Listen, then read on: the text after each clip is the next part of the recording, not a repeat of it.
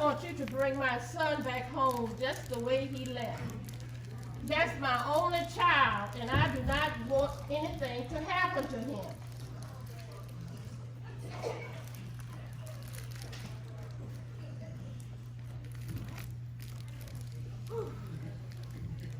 Well, for you all who do not know, my name is Sarah, and I am proud to say that my husband is the first generation of the 42 generations before the coming of the Messiah.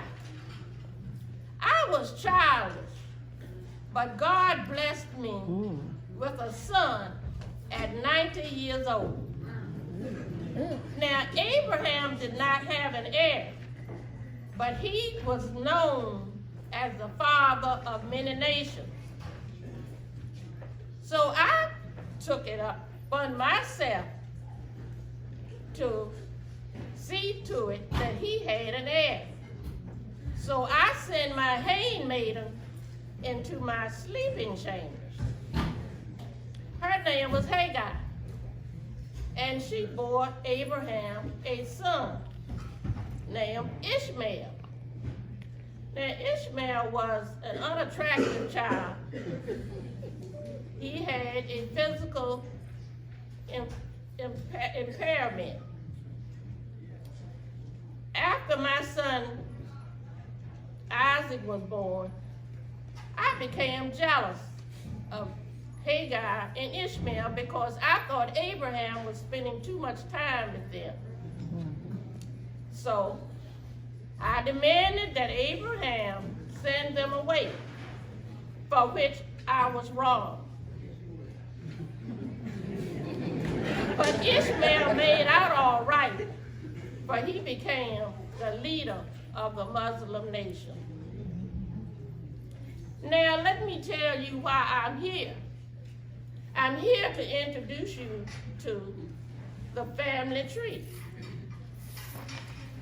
Now, I am 90 years old and I just gave birth to a son. So I have to get my script out because I want to get this correct.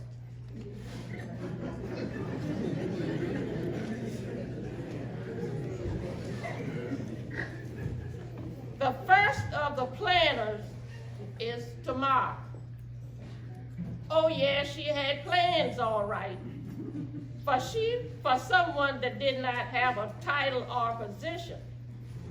Her smart thinking not only gained her a great place in biblical history, but it also saved her life.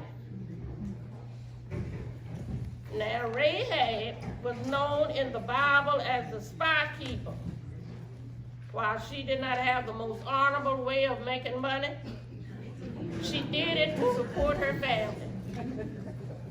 Now, she was full of compassion and loyalty to her people.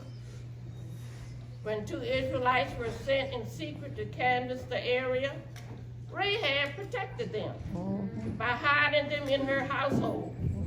And this enabled one of the greatest battles to be successful. 2 of our family members were 2 of the most well-known figures in the Bible, Ruth and Naomi. As a young girl, Ruth, a Moabite, would come to marry a young Hebrew. The marriage was short-lived because of sickness and famine. But because of her dedication to her mother-in-law, she would be blessed in many unimaginable ways. Oh, yes, a man named Boaz will play a vital part in this trilogy. Oh, let's talk about the one in the family that the grown folks would make the children leave out the room when their name came up. Well, some would refer to her as Uriah's wife. And in some passages of scripture, they would refer to her by her name. Her beauty caused the king to absolutely lose his mind. he would cause the death of her husband. But he would soon be known as a man after God's own heart.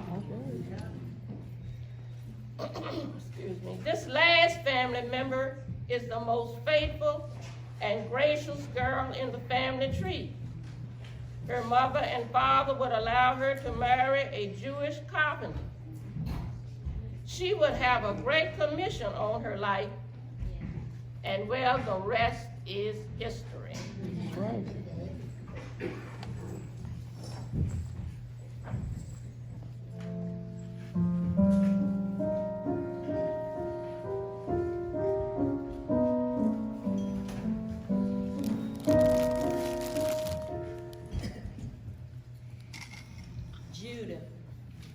My father-in-law said that I was to marry his eldest son,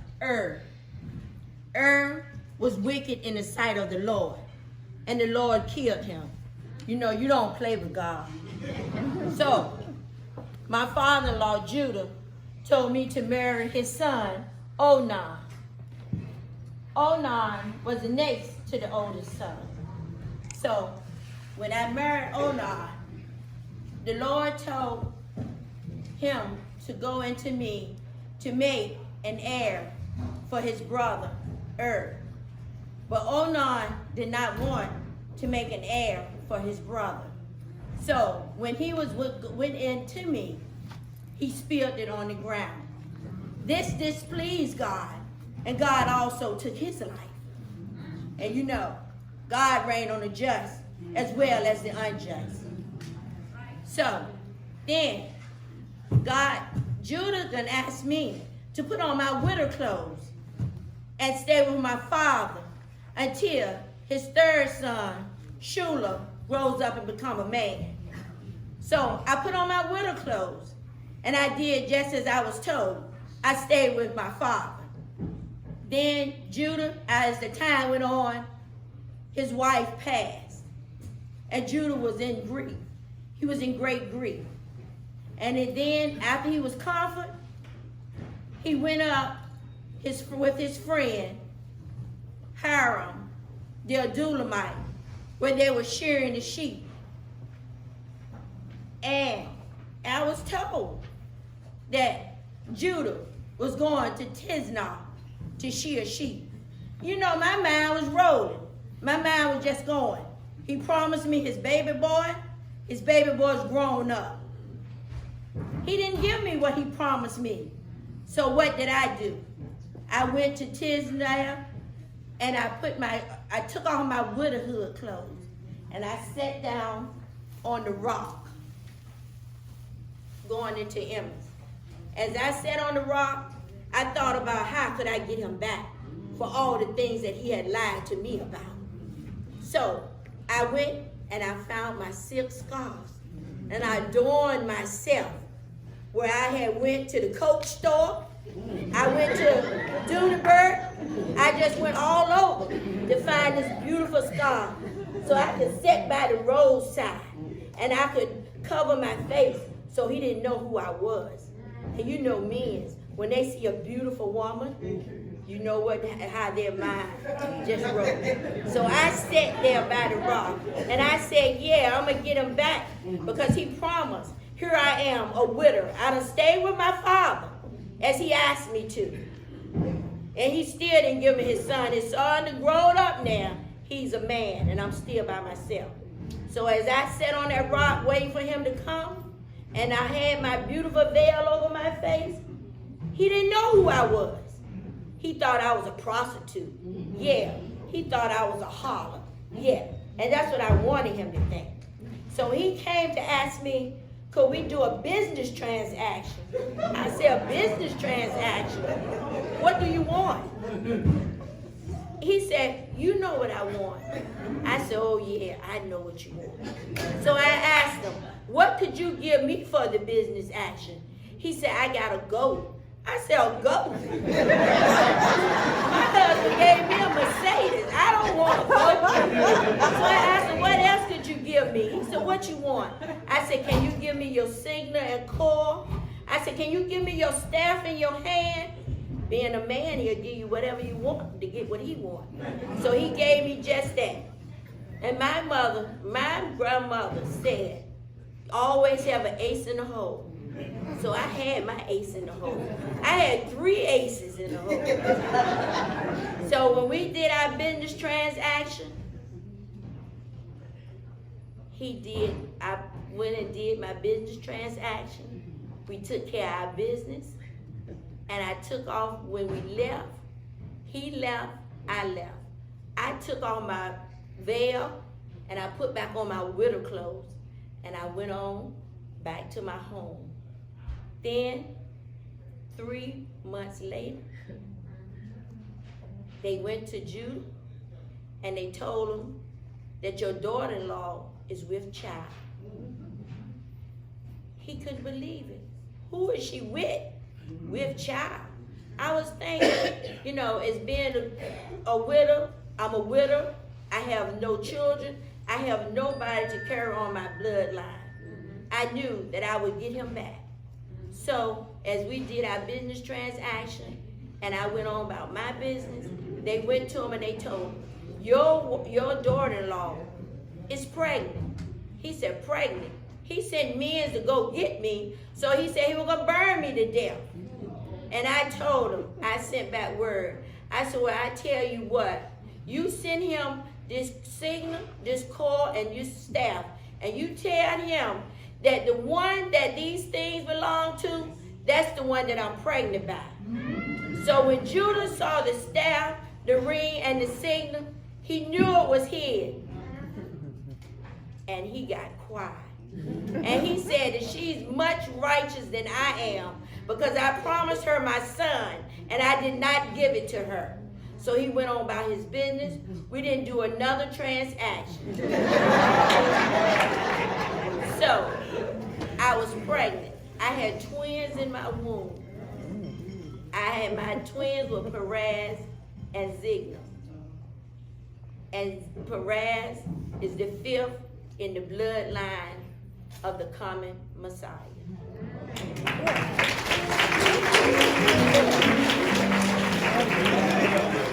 Brother Joseph D. Brown with the musical selection.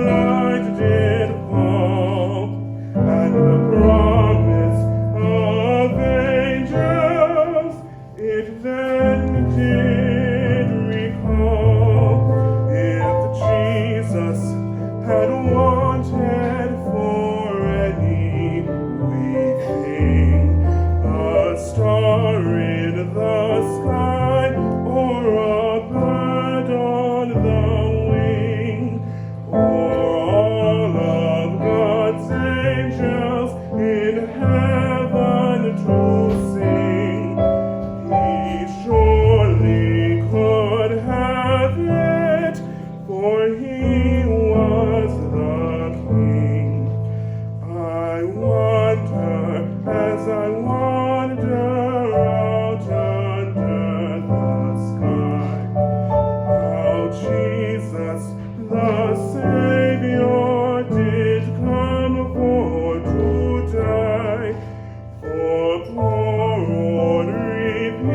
people like you and like I wonder as I wander out under the sky.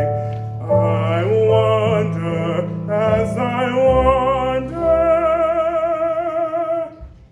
out under the sky.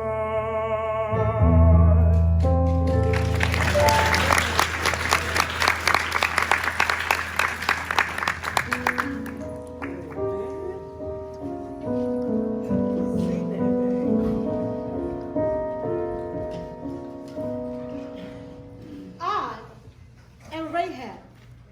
I'm what you call a working girl in modern times. And in the time of my time, a Gentile. Now, you can read about me in Joshua chapter 2, verse 1, which tells you I lived in Jericho. Now, I know a lot of people have a problem with the way I make my money, but I don't ask anybody for anything. I financially take care of my parents and my siblings. Please.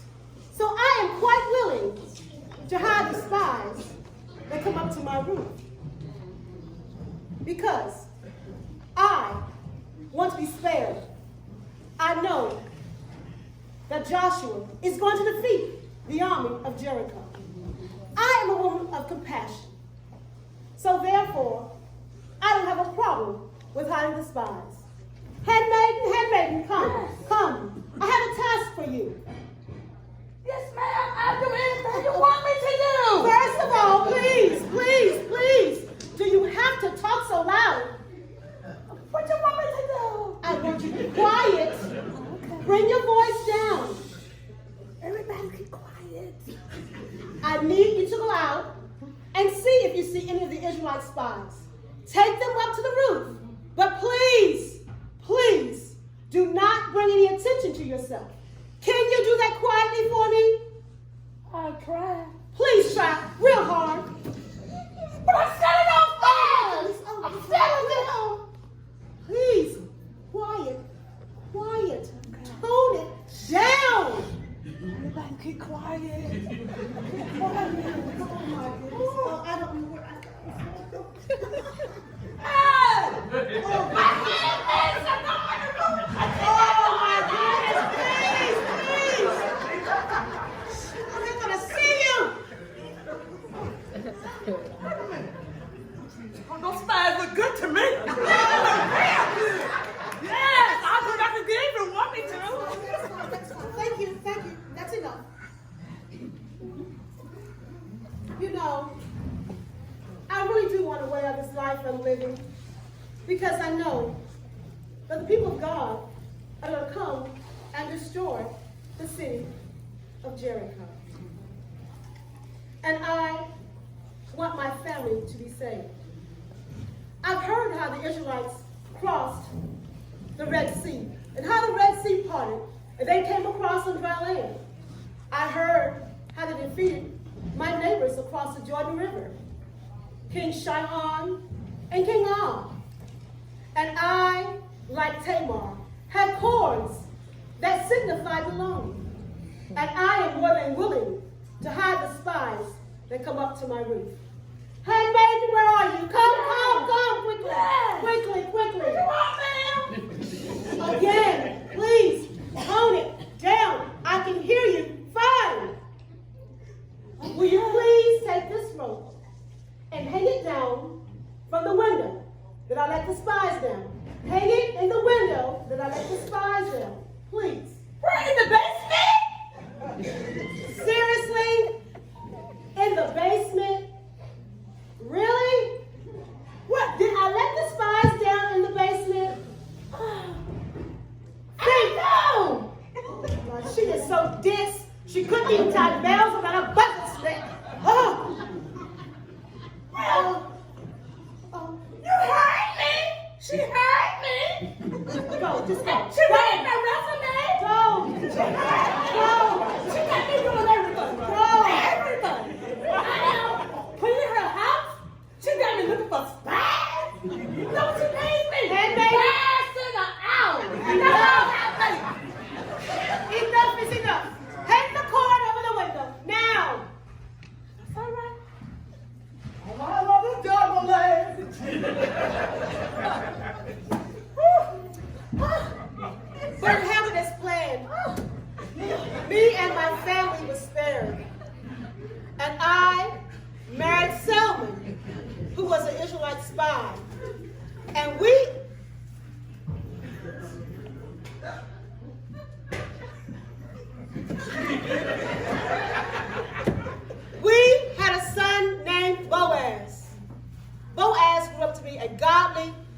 righteous man.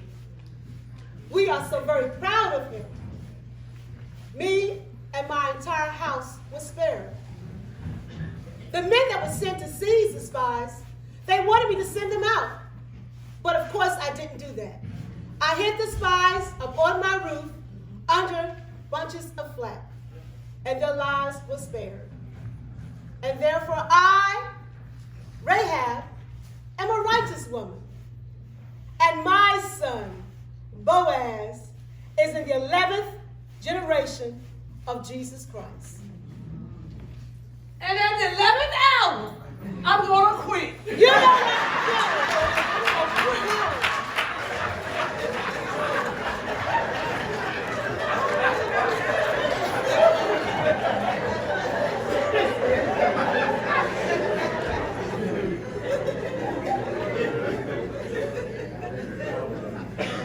A special musical selection from Sister Amaris White.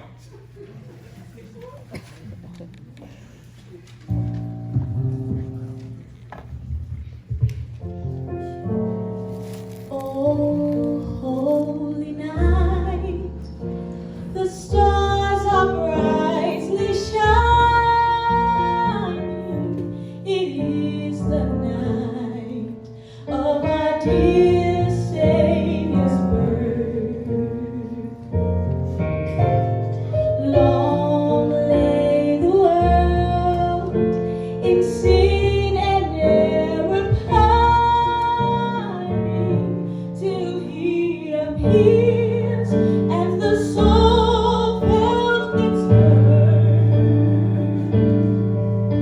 A thrill of hope, the weary world rejoices, for yonder breaks a new and glorious morn. Fall on your knees, oh, hear the angels' voices. Oh, night divine, oh, night when Christ was born.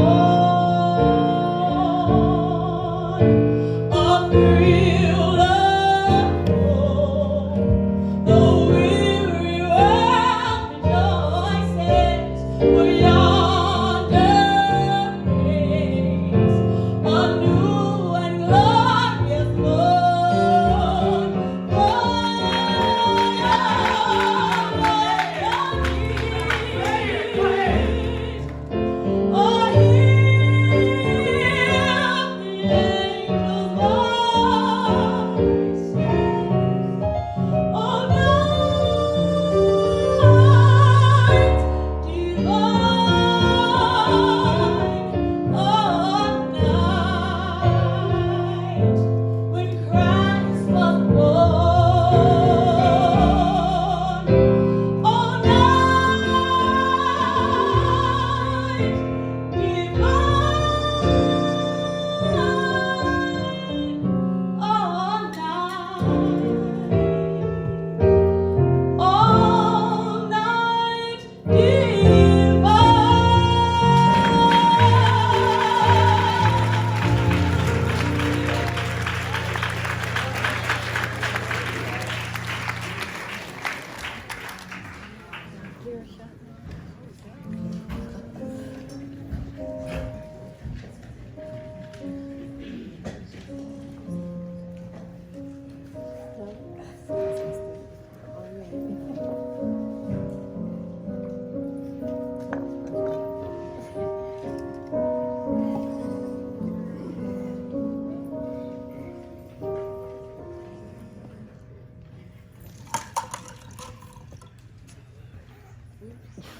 Do as your sister-in-laws have done. Go back home. Go back home. Your son, you were very kind to my son. But he's dead. You were kind to me. So now let the Lord be kind to you. Go back home. Find peace in the home of another husband. Go home, my child. Go home. Go home. You know, you need to go home because I'm not going to be having any more children. And if I did, you would be grown. And you wouldn't want them. No, my sister, you wouldn't want those children. So go back home. The Lord has made me bitter. You have a chance. Go back home to your family. Please do not make me go away and leave you. Where you go, I'll go. Where you stay, I'll stay. Your people will become my people. Your God will become my God. Where you die, that's where I'll die also, and that's where I'll be buried. Not even death can separate us. If so, may the Lord deal with me ever so harshly. Don't call me Naomi. Call me Mara. I'm bitter. The Lord has made me bitter. He's turned his hand against me. Let me go to the fields and glean the grain in whosever eyes I find favor. But go ahead then. Shalom. The Lord be with you. Who is this young lady? Oh, you must be Ruth. Don't go and glean in another field. Stay here with my servant girl and follow along after the men as they glean the field. And if you get thirsty, go to the water jars that the men have filled and have a drink. I have instructed the men not to touch you. Who am I that I have found favor in your eyes? A Moabite woman, a foreigner. I've been told what you have done for Naomi, how you left your homeland, your mother, your father, and all of your relatives to come and live with people that you do not know. May you be blessed by the Lord, and may you be watched under his guidance. And also, I want you to be blessed by the Lord God of Israel, who you have have taken refuge under his wings. Thank you, my Lord. You have been so kind. May I continue to find favor in your eyes, for you have shown me kindness. You have comforted me during this time, and I don't even have the standing of one of your lowest servant girls. Come, have some bread, and dip it in the wine. And as you go back out into the field to gather the bundles, I will pull out some from the stalks and leave them for you so you can take home. Where did you glean today? Where did you work? Blessed be the man or the woman or whoever that thought you were somebody. The man that I worked today with was called Boaz. Yahoo, bless him. You know, Boaz is one of my relatives. He's a redeemer, kinsman. He even invited me to stay in the field until all of his grain was harvested. It would be good for you. Go with his girls to the field, because if you go in another, some harm might come to you.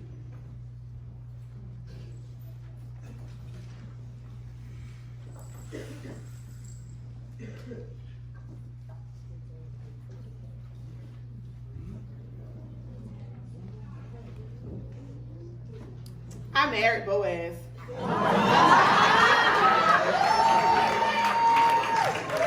And I had a son, Obed, the 12th generation of Jesus Christ.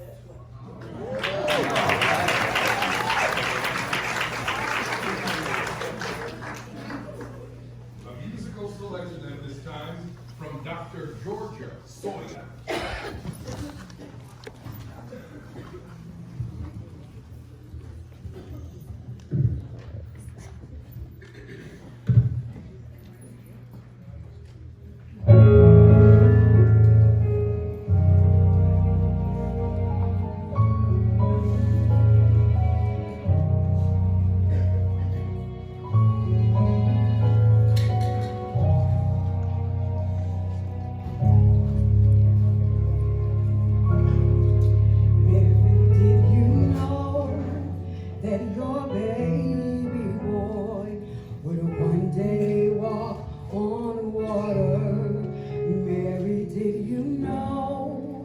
that your baby boy would save our sons and daughters. Did you know that your baby boy has come to make you new? The child that you delivered will soon deliver you.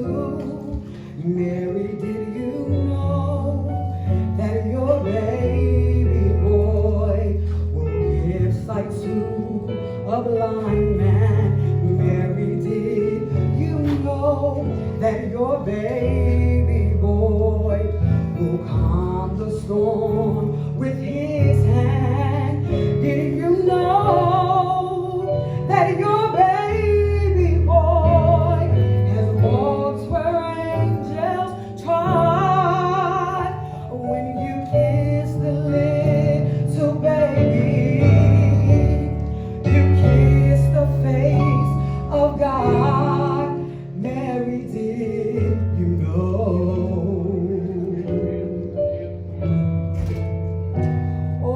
Oh, Mary, did you know?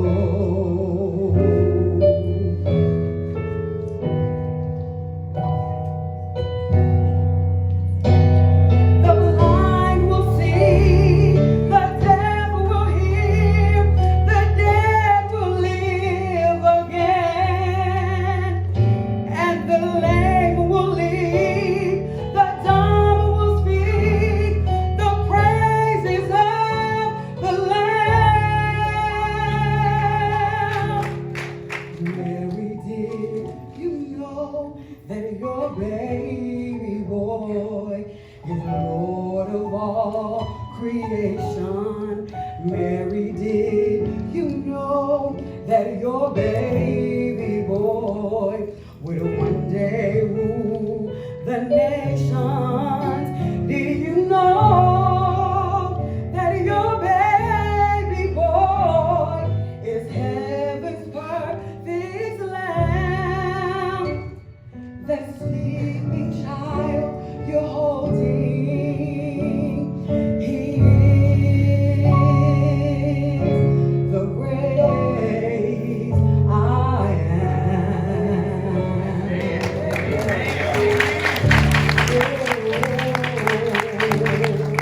Mary, did you know?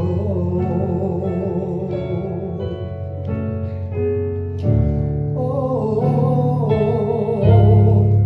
Mary, did you know?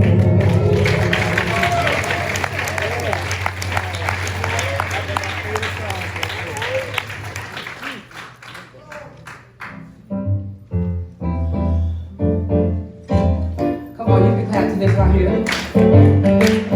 Oh, say Jesus, Jesus, Jesus. Oh, what a wonderful child. Jesus, Jesus. So holy, meek and mild. New life, new hope to all he brings. Listen to the angels sing. Say glory, glory, glory to the newborn.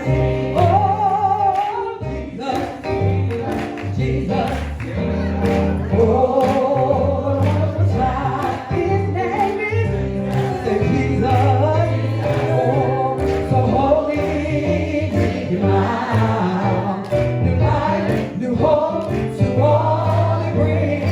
Listen to the angels sing. Glory, glory, glory to the newborn King. He was heralded by the angels, born in golden manger. The Virgin Mary was his mother, and Joseph was his earthly father. Three wise men came from afar, they were guided by a shining star to see the baby where he lay. The manger filled with hay. Oh, Jesus,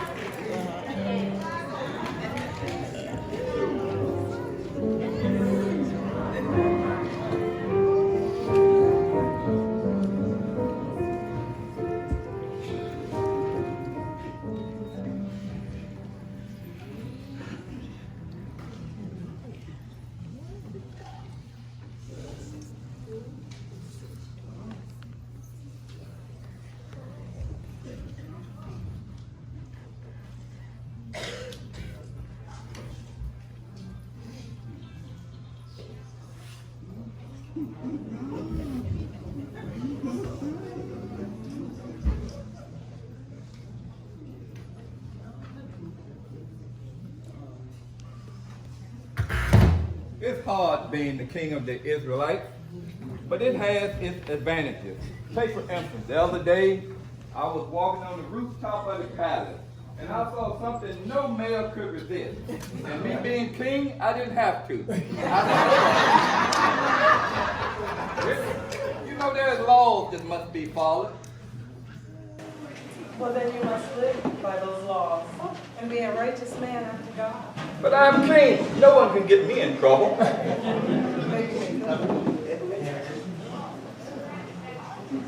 So, I heard your name is Bathsheba. For a girl that loves to bathe all the time. Well, I do like being well-groomed and clean. And that's a good thing. Yes, it is. Maybe you should come around sometime. I don't know that Uriah would like it. Uriah the Hittite? Oh, he's my general. He's a good man. An old man? You love old men. Despite his age, I must honor him. Would Uriah love to know that his wife bathed upon the rooftop of the king? I've never asked. And how would Uriah feel that he knows if he knew the king watched you bathe all the time? Would he get word of that? Not by me.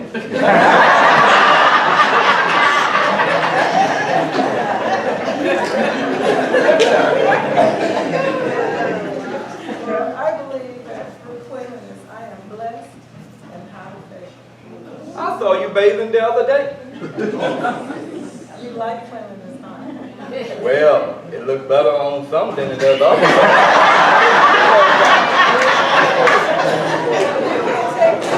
Because I am already married, and I am the wife of Uriah the Hittite.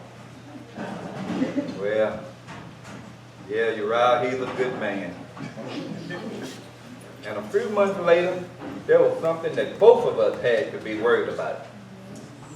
My Lord, I am with child. With child? Okay, well, we can work something out. The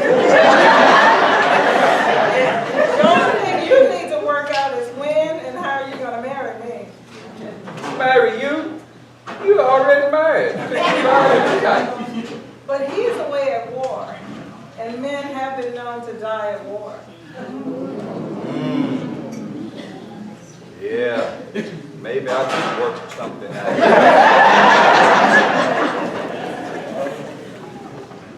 And soon after that, I did everything Bathsheba suggested. And soon Uriah was dead.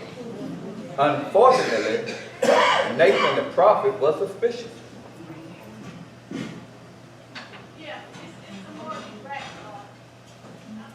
So what does he do? Well, You know, he's never liked for anyone to take over his obligations. that is true. And Uriah would never allow for that. Yeah, but he went to war. He left me. So what is that supposed to mean? well, think about it. Thou shalt not kill, thou shalt not commit adultery, thou shalt not bear false witness. That's already 3. There's only 7 left in 10. Well, no one can prove anything anyway. Well, I'm going to go take another bath. I am the mother of Solomon, the wisest man, the Bible says, ever lived, and the 15th generation of Jesus Christ.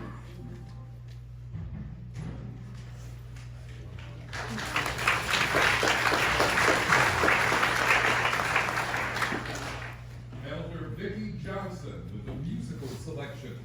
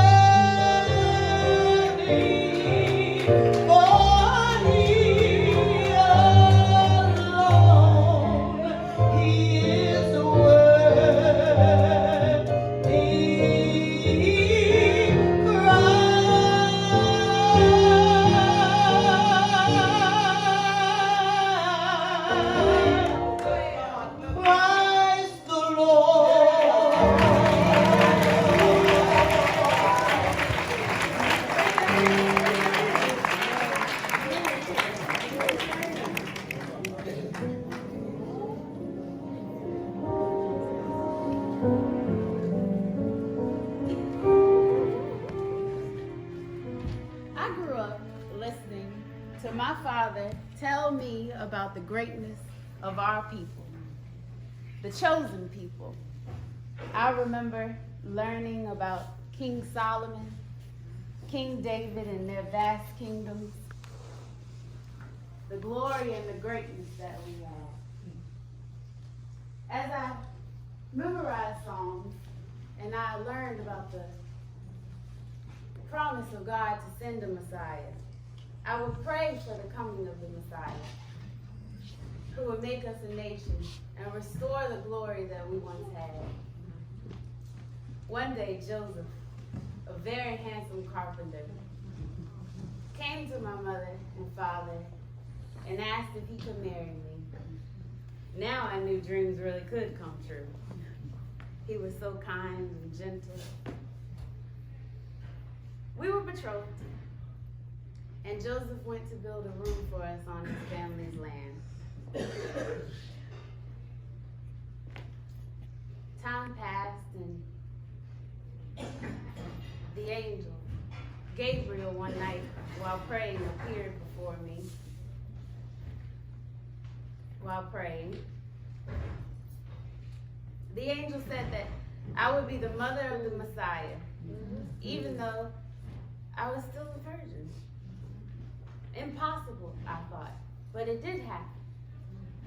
The angel said that with God all things are possible, and I have held to that truth all my life. My baby would be the Messiah. Well, after a long trip, I traveled into the house of Zachariah and Elizabeth. Now I knew the angel really did appear before me. Elizabeth was with child, and she said that she was honored to be in the presence of the mother of her Lord. That was a revelation. She called my son her Lord. I stayed with Elizabeth for 3 months, and then I returned back home to my mother and father to tell them and Joseph the news. Joseph was deeply grieved. He decided to divorce me quietly. What was God asking of me? But in his mercy, God sent an angel to Joseph, and he told Joseph that I was carrying the chosen Messiah, and to take me as his wife, and to call the baby Jesus. Joseph loved me deeply, and so he obeyed. The only thing that I wondered as I waited was that the prophets foretold that the Messiah would be born in Bethlehem, but I lived in Nazareth. Well, as it happened, the great Roman Emperor Caesar Augustus declared a census, and in order to be counted, we had to travel to Bethlehem. You see, God had a plan. Traveling from Galilee to Bethlehem is never easy. And this time, my baby was ready to be born.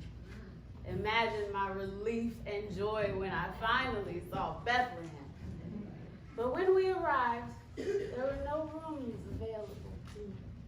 I thought that God would give us somewhere special to have the Messiah, the Savior. But the only thing available was a stable. I forgot all about my disappointment when I saw my baby's face. I held him close and I nursed him. All of a sudden, there was loud voices just outside of the stable. In burst a group of loud and very excited shepherds. They were talking about the spectacle that they had just witnessed. An angel had appeared before them while they were tending to their sheep. The men were frightened, but they listened to the angel as she told them about the birth of the Messiah in Bethlehem. And the men grew even more excited when a whole host of angels appeared before them, all singing praises to God. Well, the men hurried to Bethlehem because they wanted to see if just what the angel told them was indeed true.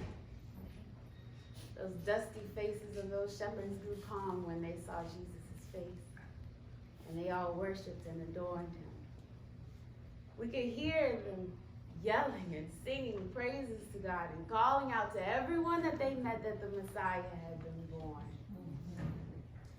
When it was time for us to go into the temple for the dedication, a man named Simeon met us outside of the door. Simeon took Jesus into his arms, and he said he was happy and excited that God had allowed him to see this salvation. He said that Jesus would be the light of the world. But Simeon also said something that surprised me. He said that one day a sword would pierce my heart. And as the old widow Anna spoke about her joy at seeing the Messiah, I could feel a darkness within me. Well, something even more surprising happened months later. A group of men traveling on camels arrived at our home. They were called Magi, a group of shepherds from a far-off eastern land. The men said that they had seen a star that signaled the birth of the new king of the Jews.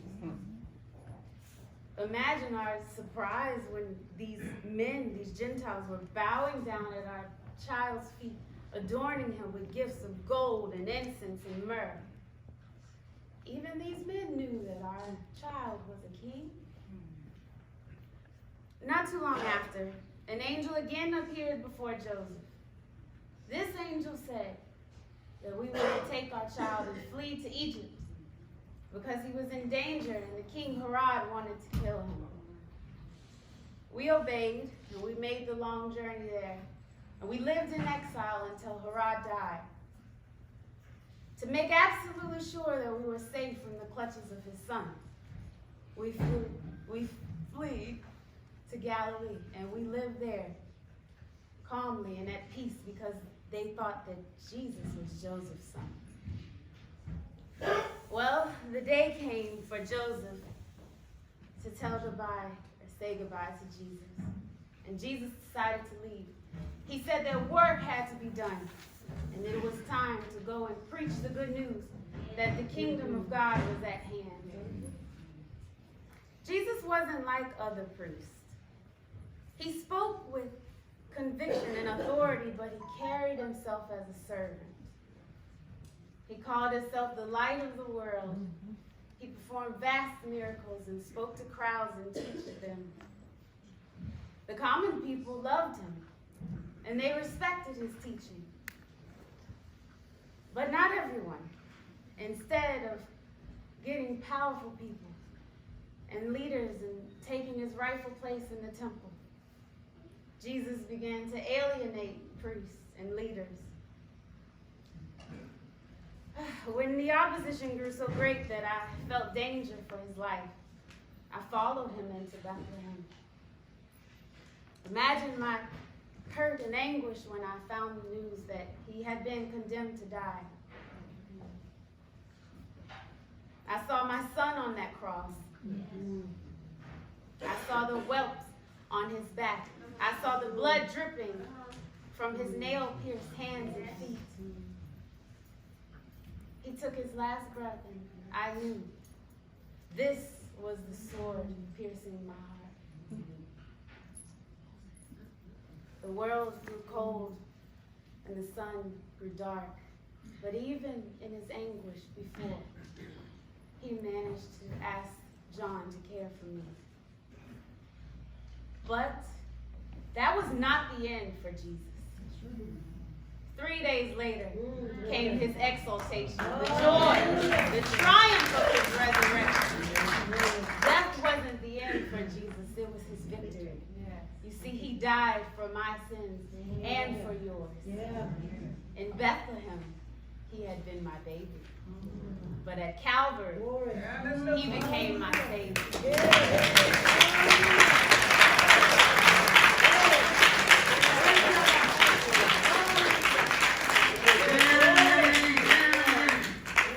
Ladies and gentlemen, Miss Ruby Man Ooh.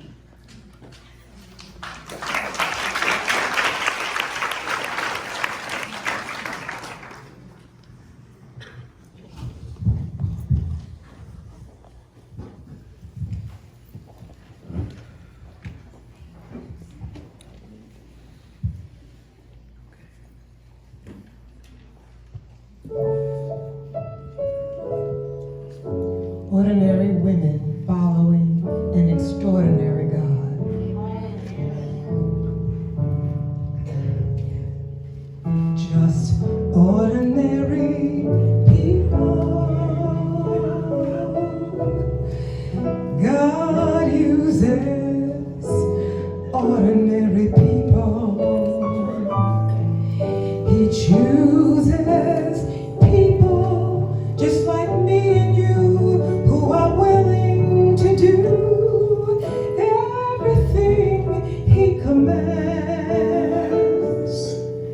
God uses people who will give Him all, no matter how small your all may seem to you,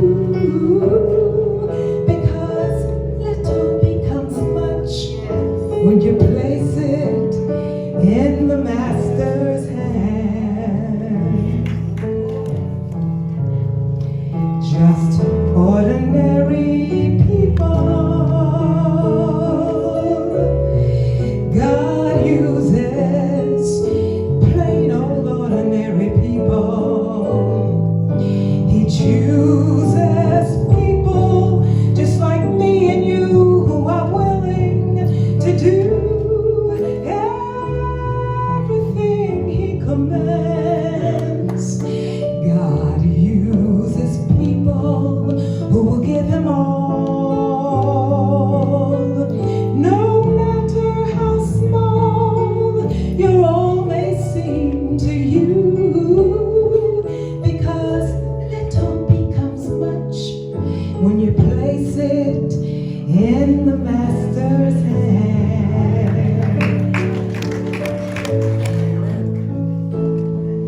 Just like that little lad who gave Jesus all he had, how the multitude was fed with the fish and the loaves of bread.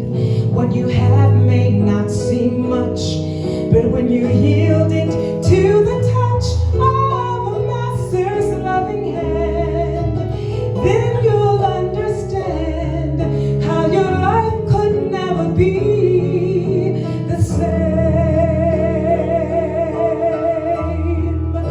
Just ordinary people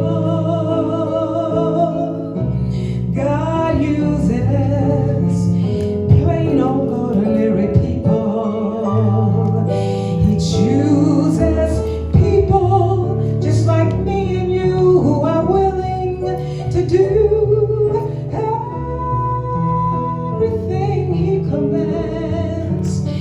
God uses people who will give Him all, no matter how small your all may seem to you, because little becomes much when you place it in the Master's hand.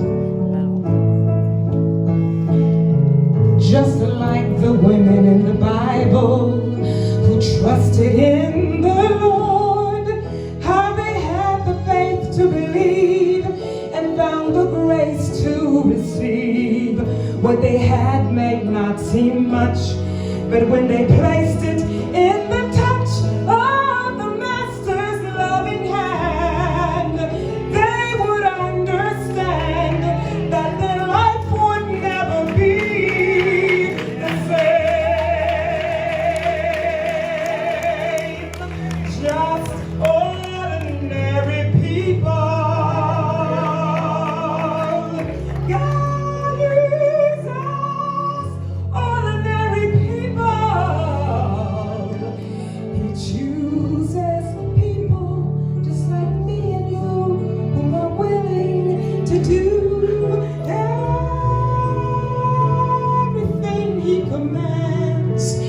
God uses people who will give Him all, no matter how small your all may seem to you, because little becomes much when you place it in the Master's hand.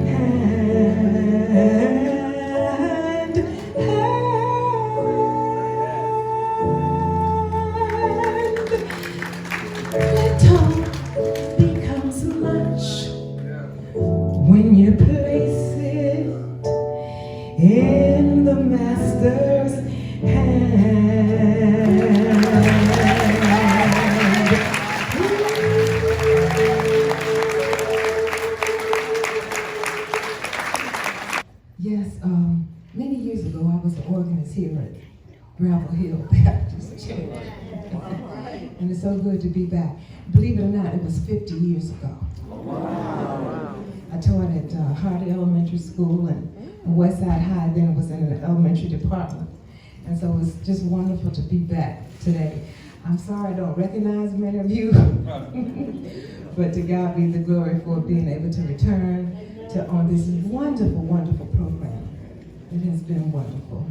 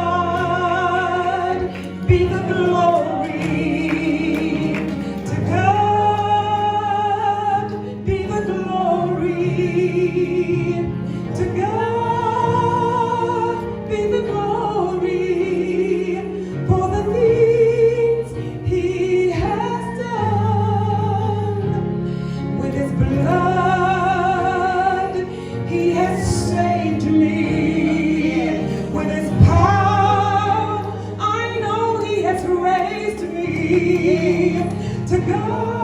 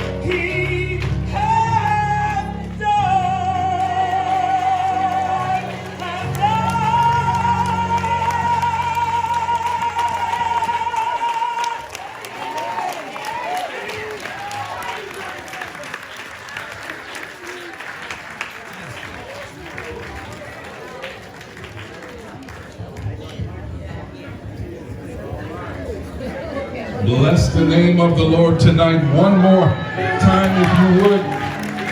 She blessed us tonight. Ms. Ruby Manpool, God bless you. God bless you. To God be the glory.